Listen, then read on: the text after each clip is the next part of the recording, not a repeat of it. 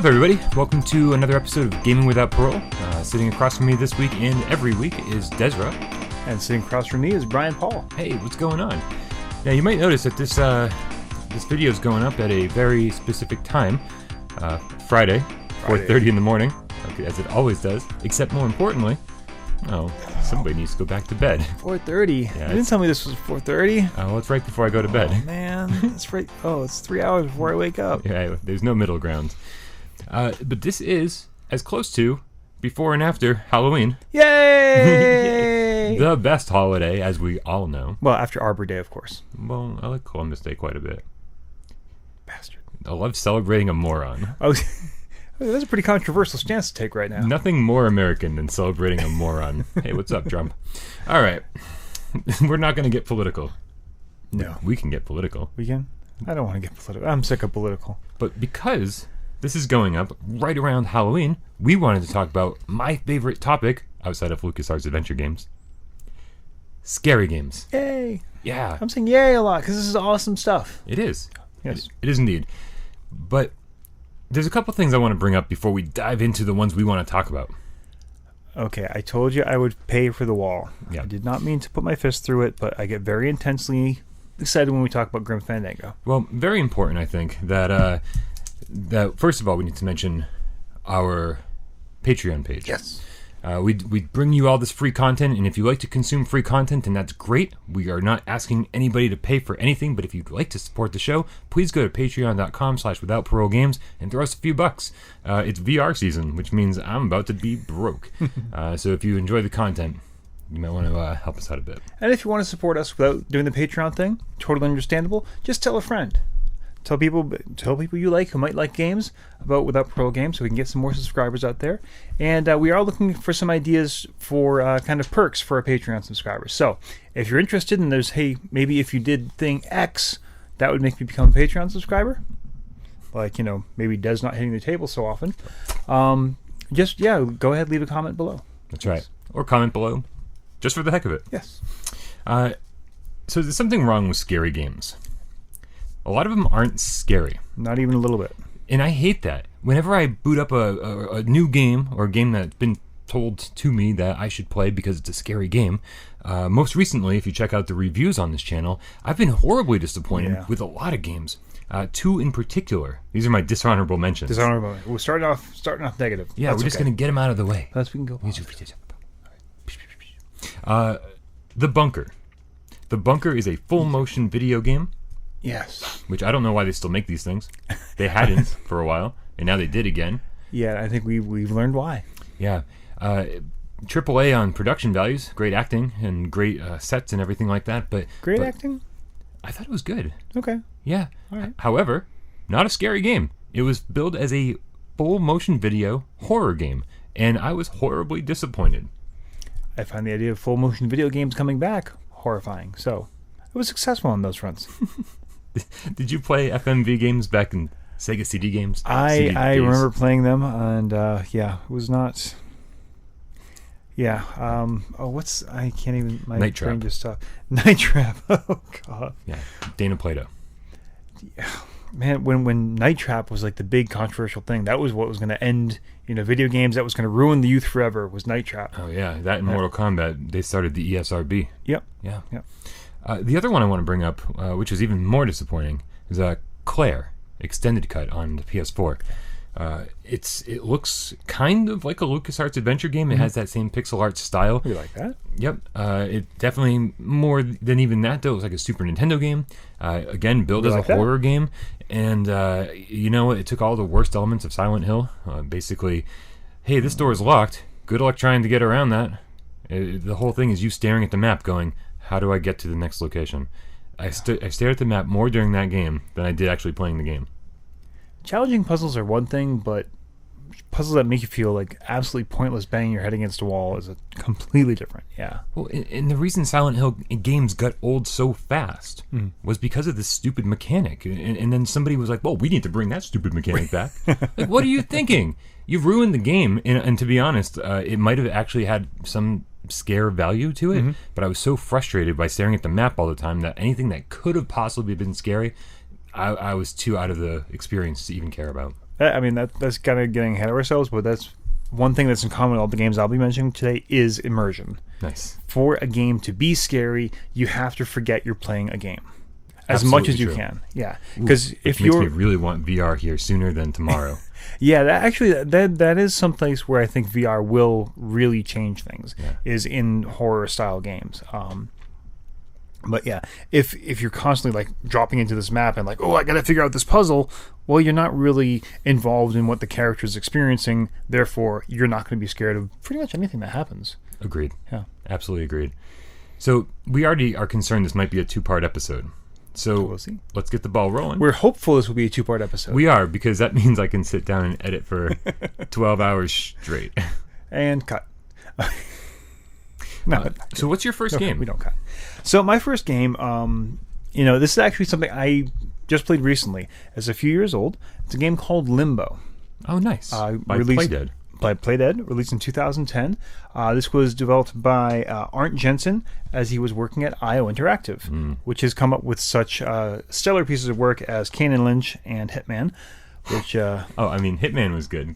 Yeah, okay. Yeah, Hitman was good. Yeah. Kane and Lynch, well... Lesser, so... Yeah, there might be a whole episode just on how horrible that whole thing was. I thought we already had a show about bad games. Yeah, but this was a bad everything about the game. But... Okay. Anyways, when Art Jensen was working on this, he was understandably frustrated about how corporate everything was getting and how out of control it was. And he started basically sketching these images of this kind of like world he would try to escape to and get ideas from. Those images became what we know as the game called Limbo. If you haven't played it before... Really? You need to. It's a piece of work. Yeah. It looks real simple, but... I can't get over how, in some ways, beautiful this game is. It's very simple, and you think, okay, it's a side scroller. How could this be a scary game? So I'm going to go into a definite definition for me for scary. Gory is not scary for me. Okay, jump scares every once in a while. Okay, but if it's just jump scare after jump scare after jump scare, all right. Well, I just know it's going to happen again. Yeah. For me, scary is more about, like I said, immersion. Getting lost in the world, and dread. That's a good word, especially for Limbo. Yes, it's just I know something terrible is going to happen. I don't know when it's going to happen, but there's something bad and awful. Yeah. As far as plot goes, it's hard to say exactly what's happening in this game, which is one of the things I like about it. It is deliberately ambiguous. Now, the creator has said he has a definite story. He knows what's going on, but he's leaving it to the audience to interpret. Which some people may seem like lazy screenwriting, but it's really I think it's brilliant. But also, if you've beaten Limbo, then the very end of the game should, for the most part, everyone should agree to some degree about what's going on here. Yeah, and one thing, especially with the games we're going to be talking about, we don't want to get into spoiler territory because the journey is a huge part of this, and there's twists and etc. And it's only about what, 3 hours long? Yeah, you can definitely play this in an afternoon. Right. That was one of the criticisms of it. That it was too short for the money, but I don't think so. Well, and we haven't even talked about what makes this a scary game. Very true. Is what they call trial by death. There's basically, I don't know, maybe it is possible someone somewhere sat down and played this for the first time and didn't die at all. I can't imagine that happening because... I think that would be impossible. Yeah, the death is so random and gruesome. Yeah. Like, I sat down to fire this game up, and I was like, okay, so I got my little... black and white character boy, and I move this way. It's very simple controls, just platformer controls. All right, moving along. All of a sudden, dead in this horrifically gruesome way. Right. Now, it doesn't seem like how can a black and white image be gruesome, but yeah, I'm guessing we're going to see something there. That's an example of it, and it's just. I might get lazy. It might just be blank. Who knows? But I think we can at least talk about one of the first enemies you encounter. The spiders, which is like a giant spider with blades as limbs and impales you like within the first minute of the game. Yeah, you're just walking along, all of a sudden, what's that thing moving? Oh my god, it's a giant spider. I'm dead, and now your body is slowly sliding down the spike of the... And I remember when we were talking about degeneration there was like that remake, and you had basically said the more detail the developers give you, the less you are immersed in it. Yeah. And I think this is an example of the less the better, because almost everything in this game is silhouetted. So you just kind of see like the black, shadowy figure of not only just your main character, but also the enemies. Right. In the backgrounds, everything. And there are times once you've learned what the spider looks like, then you're going to see a branch blowing the wrong way. And, oh my God, there's another spider. Exactly. So it's I think it's scarier because your brain fills in the gaps, and it's horrific. Absolutely. And your best scary movies, Jaws, Alien, they all use that same concept. Now, Jaws famously for the reasons because the shark didn't just work that well, but it turns out, again, filling in that space, getting that sense of dread and anxiousness of, I don't know what's going to happen, but I know it's going to be bad. Right. Some interesting things about this I found out. They did start as an independent developer. Jensen and his partner, Patty, they were basically paying for it themselves at first. They got some grants from the Danish government, eventually hooked up with Microsoft. They were going to develop for Windows, but then they didn't there were some issues with piracy. So you pirates, we almost did not get this game because of pirates. Yes, they robbed by, stole I from the merchant. I'm just going to sing on every episode now. Yay. Yeah. But they eventually went to Xbox 360 as an exclusive. Yep. What I really respect about this, they did go in that corporate way, even though they're an indie developer, but they maintained their creative control the whole time. There were people, critics and investors saying you need to add multiplayer to this. Could you imagine this game with multiplayer? No. No. They wanted to add adjustable difficulty settings. Okay. They wanted to add, make it longer.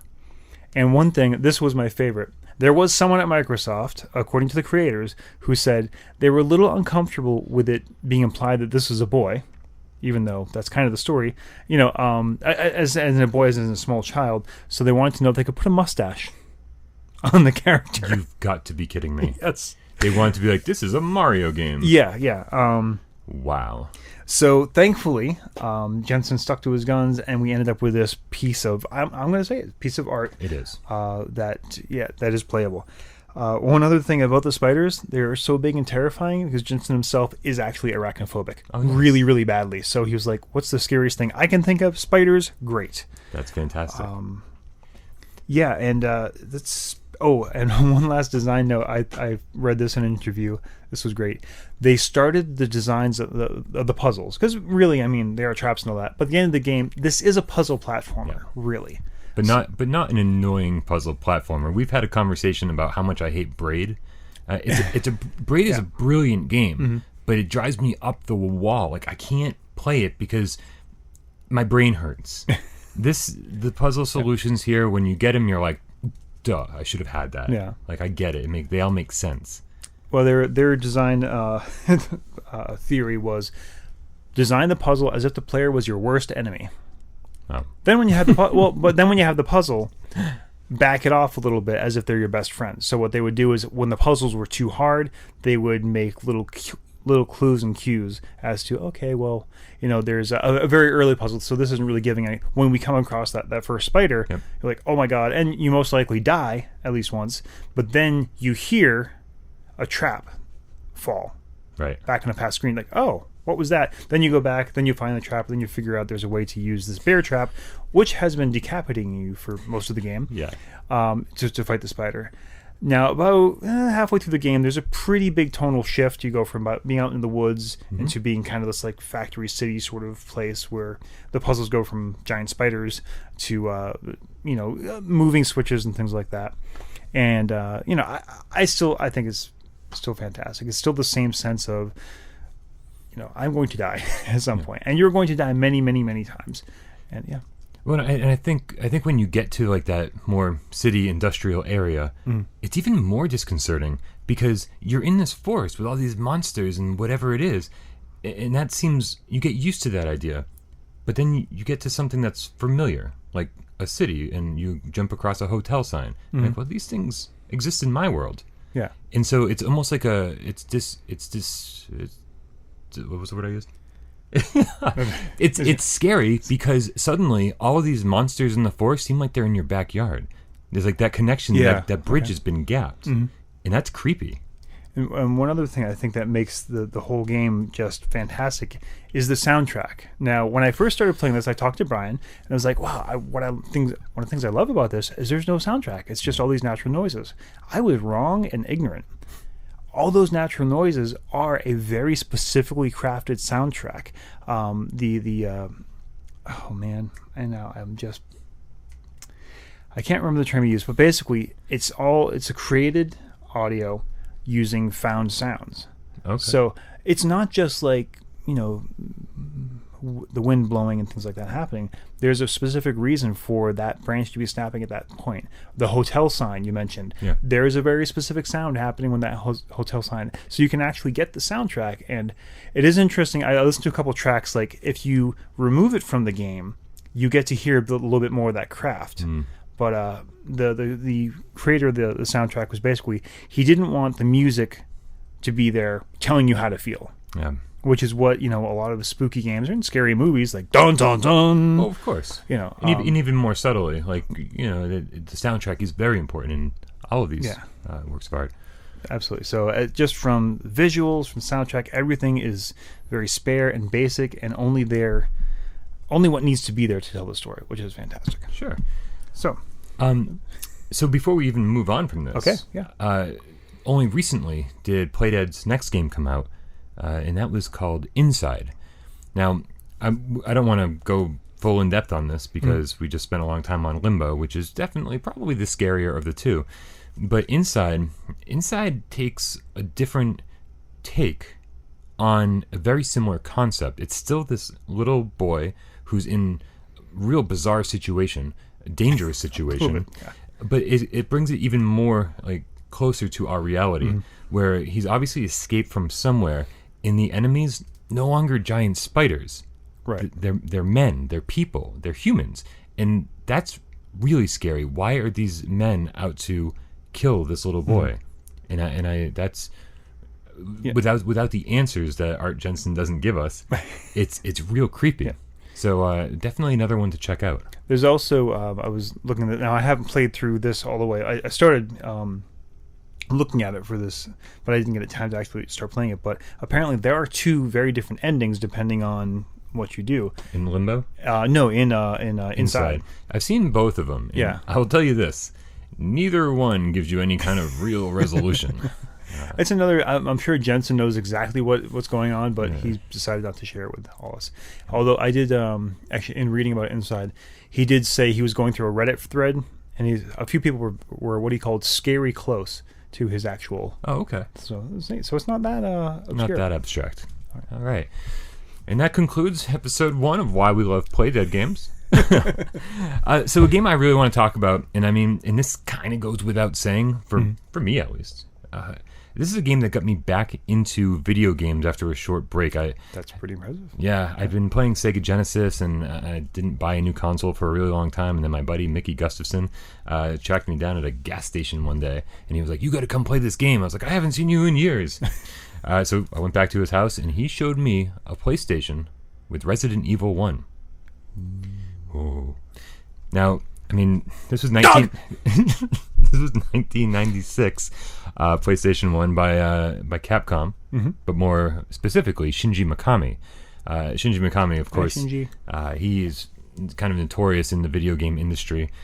He's more recently done The Evil Within, but this is where survival horror kind of started, and I think this is the first game to coin that phrase. It actually, in the intro, it uses the term for the very first time. Okay. So basically the deal with this game is that, and I'm going to hopefully get this name right, Tokuro Fujiwara. He was the maker of a Famicom game called Sweet Home. Alabama. And it was basically Resident Evil for all intents and purposes on an 8-bit Nintendo. Okay. And so what he wanted to do was, now with this new technology, recreate that. And I think they kind of did. I've played a bit of Sweet Home, the English version, which is not legal, I don't think. And I think they kind of got the right vibe.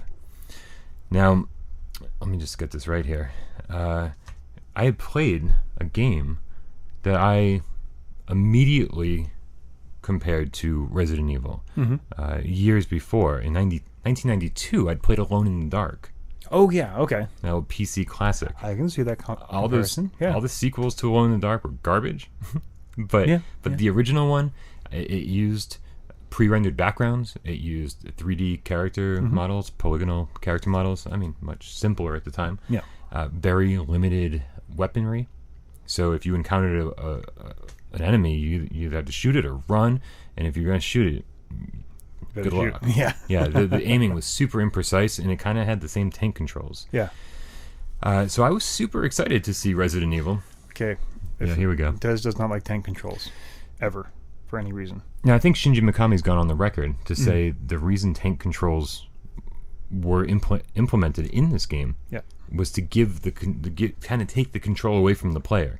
Oh, sure. And it absolutely works. Hey, what's killing me? I'm dying. Oh, so if you saw a zombie, you were like, this isn't going to be as simple as run away. I got to rotate my character and like hold the square and then push forward to run. Which, I mean, I think it worked. And I think it's something I actually got accustomed to as well.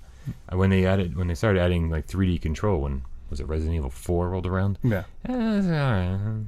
See, and I guess it's from me coming from, first-person shooter sort of background. It's just, I want to be able to move. Just give me that. Yeah. Okay? Yeah. Yeah. But, I think handicapping the player to make it scarier, I mean, again, maybe might seem lazy, but it ultimately worked in this situation for me, at least. I would say, given the limitations of the software at the time too. I mean, that was definitely helped you. Yeah, so all right. I mean, it was. You got to understand the console gamer was not a PC gamer for the most part. Right. These are people coming off of a 16-bit console and then jumping into 3D worlds. And outside of Mario 64, no one got it right the first time except for Nintendo. Right. Which is because that's why they're Nintendo. Some people still haven't gotten it right. Many people. Yeah. So this game, what's great about Resident Evil is that it never seemed like it took itself seriously until it did.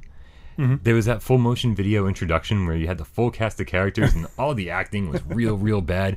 They were all running into the mansion and they're all like running like in a Scooby-Doo episode or something. It's just ridiculous. They're getting chased by dogs, but they're never in the screen at the same time as the people. Right. It's just horribly done.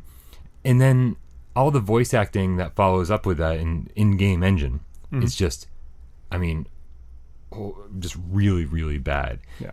And I mean, we make fun of it now, but at the time, I knew it was bad, but it didn't affect how scared I was playing this game. Right.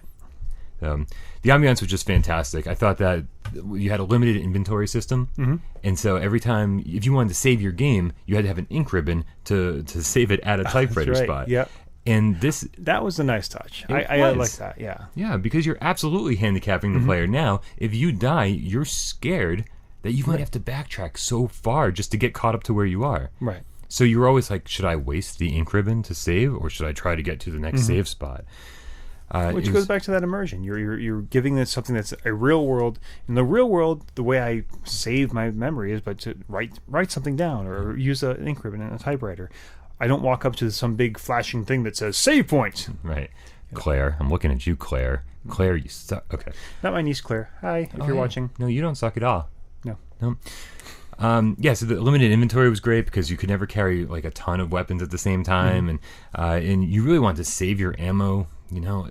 Jeremy King on the Midnight Games Cast said he hopes a podcast. Yeah, I've been cheating on you forever.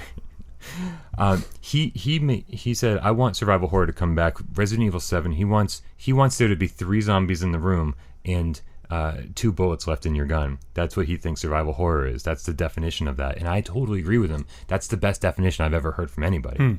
And so I hope then when Resident Evil 7 comes, which by the way it's coming in January to not just consoles but also PlayStation VR, exclusive for a year. Oh my god, I'm so excited. Also, I'm excited because PlayStation VR comes out in like a day, which I just dated this episode. This is going to be out. Brian, I have a surprise for you. No, I don't have that. All right. So this Pro exclusive. So Resident Evil introduced us to Chris Redfield and Jill Valentine for the first time. Jill Valentine, of course, coined the phrase "the master of unlocking." Oh no, that was Barry Burton, I think, talking to Jill, saying, "You, Jill, the master of unlocking." There's so many great lines in this, and it was brand new for me when I went to college. So, being the little video game geek that I was, I met like one or two people like first day of college, and then I was like, "You guys got to check out this game, Resident Evil." And we actually, this is how big of a geek I am. We wrote on the whiteboard on outside of my dorm room door saying, "Hey, tonight, 10 p.m., everybody come by. We're going to play Resident Evil in the dark on PlayStation." Aww. And we were trying to figure out how many geeks we could round up, and the answer was not many. Yeah. It's kind of... Geeks hadn't won yet. Yeah. Now... Yeah. Actually, I wonder if we put that same exact thing now, we're going to play Resident Evil 1. I bet you'd get quite a big crowd of hipsters. Probably. Yeah. Yeah. So yeah, I love Resident Evil. I don't make any apologies for the series because it's garbage after 4. Resident Evil 1 and 2 are phenomenal games, and they kind of go downhill after that. I'm hoping, again, that Resident Evil 7 brings us back to real scares. That actually kind of, it's funny you mentioned, so your definition of a survival horror game is 3 zombies in the room and 2 weapons. With 2 bullets left in the gun. 2 bullets. Yeah. How about no weapons? That is... Ever. I think that's what most people now, after the evolution of the genre, would consider survival horror. Yeah, right. Well, that's actually brings me to the game I want to talk about. Nice segue, Des. Thank you. Of course, the best way is Amnesia: The Dark Descent. My goodness. When you first mentioned doing this scary games, that's exactly where my mind went to. Now, it did take me an hour to remember the name of this game. You had amnesia. Yes, I had amnesia about amnesia. But, I mean, I can't think of any other time when I've actually been this scared playing a video game. Amnesia: The Dark Descent, it's another indie game made by Frictional Games in 2010. I've heard of them before. Frictional, yes, they made Penumbra, was their first series before. Okay. Here's an interesting thing. So the Penumbra series, people pretty much liked it. It was a horror kind of spooky game. There was combat in that game, but it was notorious for that combat being terrible. Oh. Yeah, it was exactly So they just removed it altogether for their next Exactly game. Right. It's like, we're not going to fix it. We'll just get rid of it. And it was a brilliant idea. So in Amnesia, again, this is definitely, I don't want to give away too much because part of the plot is figuring out what's going on. But you wake up in a castle. All you know is your name is Daniel. You have a pretty faint recollection of what city you're originally from. And you find a note written to yourself, by yourself, saying, 1, I wiped my own memory, and 2, you have to kill, what's his name? The Baron. We'll just say the Baron. I can't remember his name. And from then on, you're just trying to explore this castle and figure out what is going on. Now, the game mechanic is basically you have a health meter and you have your sanity. You will start to slowly go insane if you stay in the dark too long, if you look at things that are too disturbing, or if you stare at monsters too long. As you start going insane, you start seeing things. As you stare at monsters too long. Yes, well, and we'll get into why that's a terrible idea. Yeah. So as your sanity meter goes down, you start seeing things. Now, here's the catch about this game. There's only a handful of actually monster interactions you ever have. Okay. But you can't shoot them. You can't kill them. There's no weapons ever. All you can do is run and hide somewhere where they can't see you. Okay. Now, these monsters can knock through doors, they can move things around. So it's this amazing, it's hard to describe how simple the concept is, how scared you get, but you're really moving through this real world. And another nice bit, again, getting to immersion to really get your character in there. It's not like, I want to open that door, I click on the door, as most video games are. You put your mouse onto the doorknob, you click on the doorknob, and then you actually physically move your mouse backwards and forwards. And so you can creak the door open a little bit. You can open it fast. You close it. All the switches, all the levers, everything you interact with in the world works in the same way.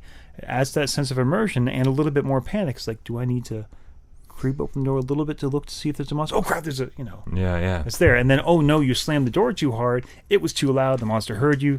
Now it's coming after you. Your sanity will eventually get restored by light, which is great. But what's not so great, you're in a dark, creepy castle. So all you have is a little tinderbox. And, well, you have to choose. Am I going to just try to get tinderbox? Yeah, a little tinderbox. You swipe left, swipe right.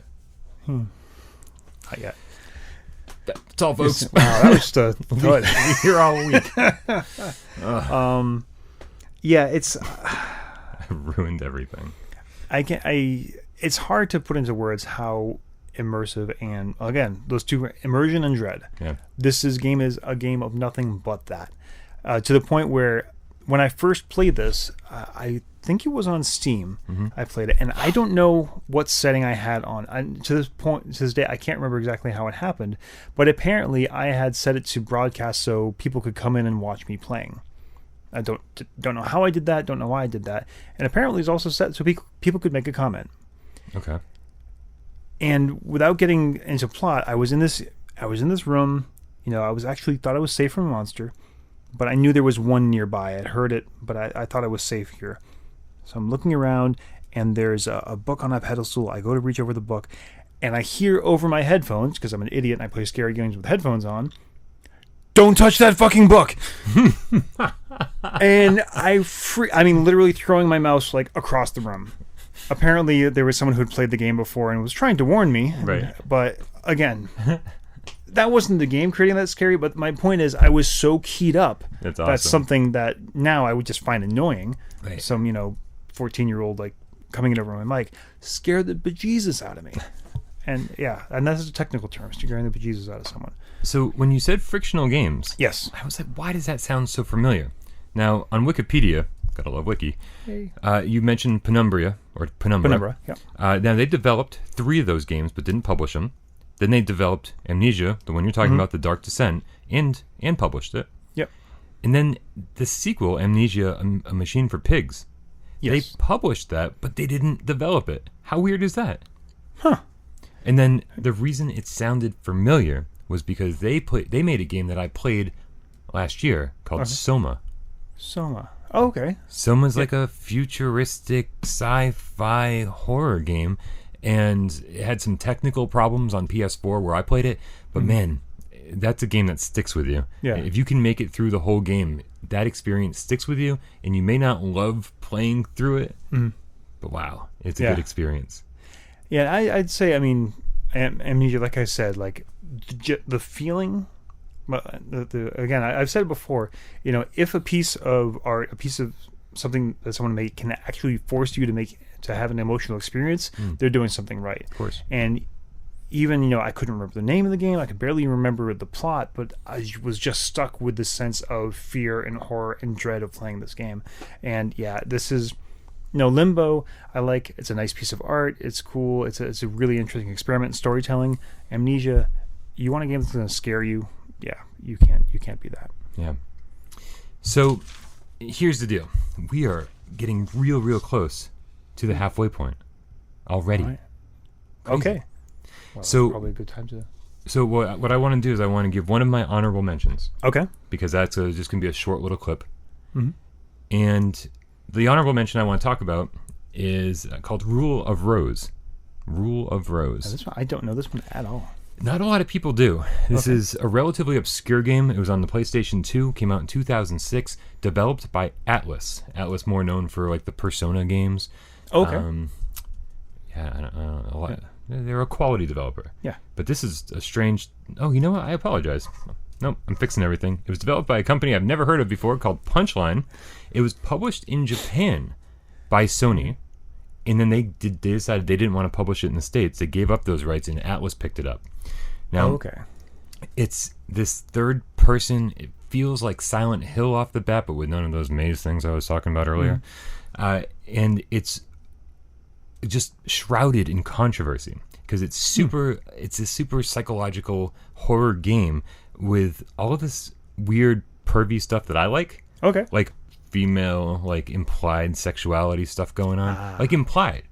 Right? So you're like, ooh, pervy. But then and it was actually canceled in the UK. The controversy was just too much, and they decided not to publish it there. Okay. So you play as this 19-year-old girl named Jennifer and a dog that's a Labrador Retriever named Brown. Brown. Now, there is a little bit of combat in this game. There's some melee combat, but Jennifer has very little in the way of ability. She's Do very... you pick up Brown and hit people with it? No. In fact, even Brown doesn't really defend you. He doesn't attack enemies. Oh. He's meant to distract enemies more than anything else. So bark and... It is a lab. Yeah. So. Totally. Jennifer will have a pipe or something, but she's kind of meager. And like swings, doesn't have like a great radius or a lot of attack power. Mixed reviews. Didn't sell well. Okay. And of all the games we're talking about, very rare. This is if you can find a US version of this, it's at least $200 for the US release. And I think the reason is because really it was released in just a couple territories, and with all the controversy, it was recalled and sent back and not released in certain places. So it's like impossible to find the PAL one because it doesn't exist. Huh. So is it worth it? Okay, so I have a hard time justifying a $200 price tag on any game, but I picked mine up when it was way cheaper. I think probably like list price $50-$60. And I think it's phenomenal. Really? Yeah, because they took all these risks. When somebody takes a risk on sexuality in a horror game, then they're going to take some risks on the psychological horror side of things as well. That is a tough line to do right. Yeah, it's really well done. It's creepy, and of course, I feel like anytime you play as a girl in a scary game like this, you feel extra vulnerable. And that might be a little bit sexist to say, but the developers absolutely gave you the feeling that this girl just doesn't have it in her to fight back. Yeah. So you feel real vulnerable. Interesting. Yeah. Again, good graphics for the PS2 era. I would love to see an HD remake of this because it's a real good game. But from the sound of it, that probably will never happen. Probably never happen. Absolutely not. Actually, there's probably some guy in his basement right now who's probably re-rendering his own version of it. Well, Coding.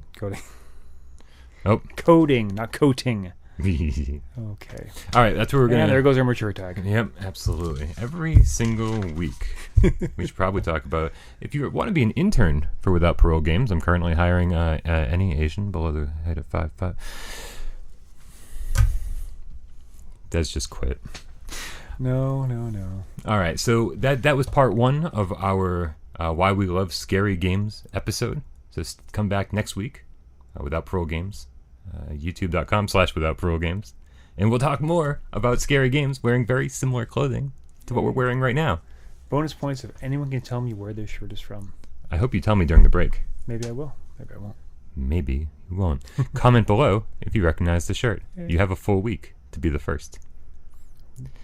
For Gaming Without Parole, my name's Bryan Paul. And my name is still Dez. And we'll see you next week.